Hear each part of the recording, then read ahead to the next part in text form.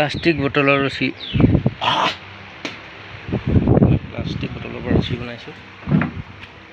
পানী বটল, এইটো স্প্ৰাইট, এইবিলাক বৈয়াম, এইবিলাক বৈয়ামৰ পৰা কাটি বনাইছোঁ।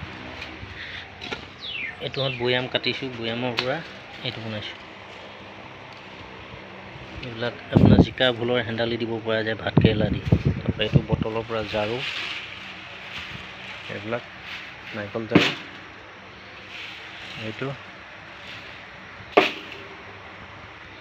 এইটো আজি এজনে নিব, সেইকাৰণে এইটো এজনক বনাই দিছোঁ।